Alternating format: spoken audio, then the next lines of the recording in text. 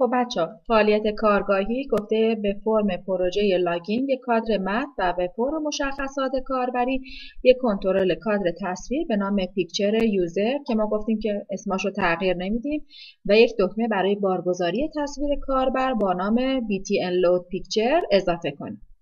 خب یکی از این دوتا رو من انجام میدم، کفایت میکنه. همون فرمی رو که قبلا طراحی کرده بودیم به این صورت یه دونه پیکچر باکس در حقیقت انتخاب میکنیم، روی فرممون قرار میدیم برای تصویر کاربر. بعد یه دونه دکمه هم میذاریم روی فرممون.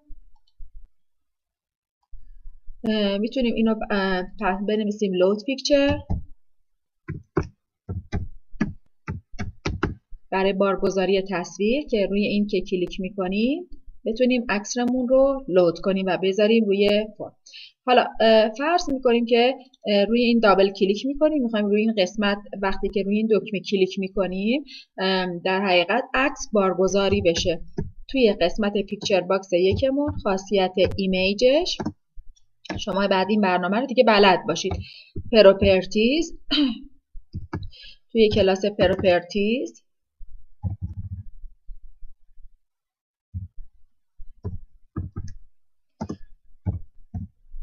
ریسورس نقطه. حالا یکی از این عکسایی که قبلا لود کرده بودیم به عنوان عکس کاربری قرار میدیم. مثلا فرض کن ریسورس ایمیج رو میذاریم و حالا من عکس کاربری نداشتم که بذارم، یکی از این همین عکسایی که موجود هست.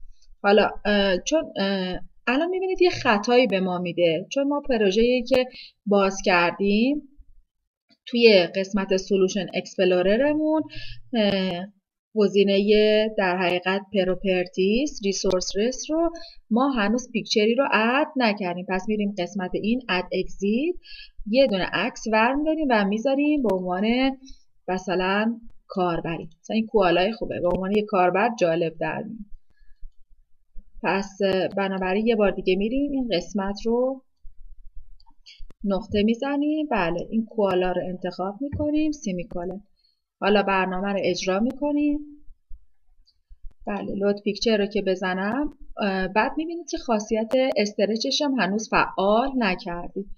میتونیم دو تا روش انتخاب کنیم، یا این قسمت بریم حالت نرمال رو بزنیم استرچ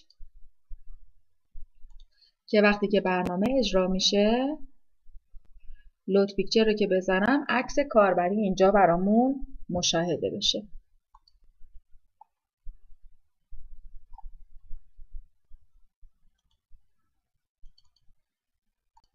خب ببینید کارگاه شماره 7 فعالیت کارگاهی که اون یکیش هم به عهده خودتونه. میتونید عکسی رو بذارید برای کاربرتون که خودتون عکس رو بارگذاری کنید و با استفاده از دکمه و کلیدی مثل این تصویر نباشه. کارگاه شماره 7 تغییر اندازه و محل کنترل روی فرم.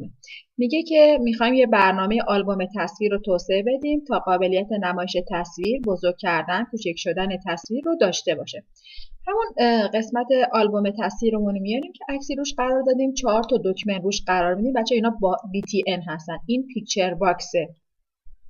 میریم یه بار دیگه عکسمون رو، اون پروژه‌ای رو که مد نظرمون بود رو لود میکنیم و میذاریم روی فرم.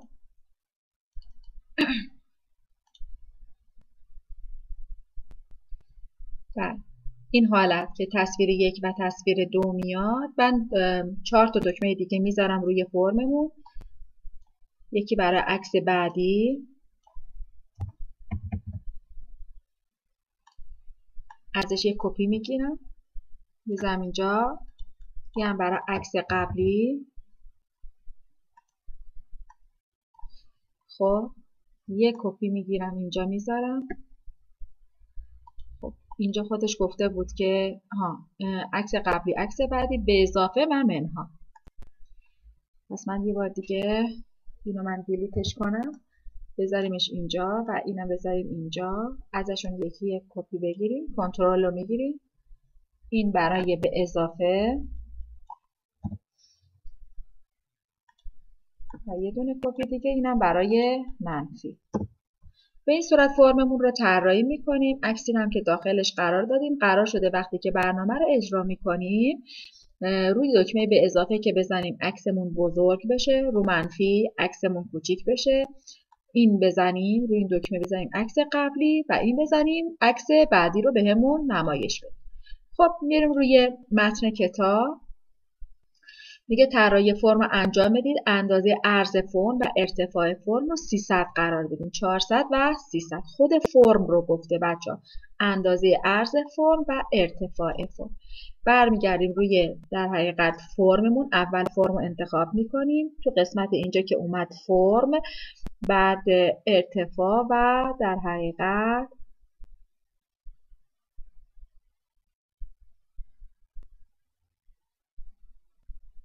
سایزشون رو میدانیم 400 در سیمیکولن 300.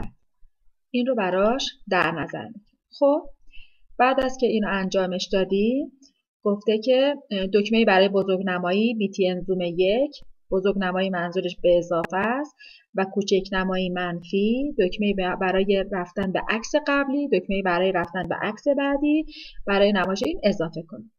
خب متد رویداد دکمه BTN زوم این رو، یعنی که اونی که در حقیقت سایز عکس رو کوچیک میکنه، روی منفی دابل کلیک میکنیم و این برنامه رو بنویسیم که پیک سامپل. من گفتم که دیگه اسمش رو اینجا تغییر نمیدیم، همون چی باشه بچه‌ها؟ پیکچر باکس 1.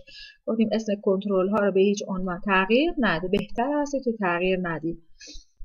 بنویسیم پیکچر باکس 1. یه مقدار سایزش رو بزرگتر کنیم که شما بهتر بتونید متوجه بشین. خیلی دیگه بزرگ شد. بله، پیکچر باکس 1 نقطه وایتش به اضافه مساوی 4 باشه. پیکچر باکس 1 نقطه هایش به اضافه مساوی با 3 باشه. پس روی زوم اینو فشار میدیم رو دکمه به علاوه و اینو انجامش میدیم. خب روی این دابل کلیک میکنیم، تو دکمه پنجممون هست، میگیم پیکچر باکس 1 نقطه خایش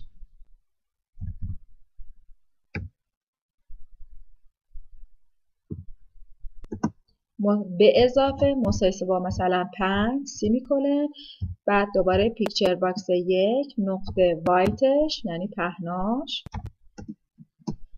به اضافه مساوی مثلا 4 باشه. به این صورت برنامه. حالا یه بار برنامه رو اجرا میکنیم بچه‌ها. روی به اضافه که بزنیم ببینیم عکسمون بزرگ میشه. حالا وقتی میخوایم روی منفی بزنیم اونم میخوایم کوچیک در بیاد. کجا باید برنامه بنویسیم؟ روی دکمه منها دابل کلیک میکنیم، تو رویداد کلیکش همین قسمت رو کپی میکنم و میذارم، منتها به جای به اضافه میذاریم چی؟ منها بشه، ازش کم بشه به همون اندازه. این جالبتر در میاد. خب به اضافه میکنیم بزرگ میشه، منفی میزنیم کوچیک در میاد. برمیگردیم روی متن کتاب. برنامه رو اجرا کنید، نتیجه دکمه به علاوه رو بررسی کنید. آیا تصویر پس از تغییر اندازه در وسط فرم باقی میماند؟ نه، جابجا هم میشه، در وسط فرم دقیقا باقی نمیمونه. برای قرار گرفتن تصویر وسط فرم یه دکمه گفته که کد متد BTN زوم این کلیک رو توسعه میخوایم بدیم که دقیقا وسط فرممون هم برامون ظاهر بشه.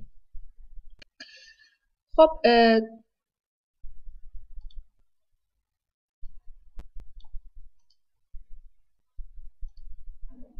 برای اینکه تصویر وسط فرم قرار بگیره این دستورات رو باید به در حقیقت متد دکمه کلیک، رویداد کلیک اضافه کنیم که پیکچر باکس 1 از طریق سمت چپ بیاد پهنای فرم رو بگیره، منهای پهنای عکسمون کنه تقسیم بر 2 که از لحاظ پهنا وسط برای تاپش هم ارتفاع فرم منهای ارتفاع تصویر تقسیم بر 2، اینم از لحاظ ارتفاع وسط قرار میگیره.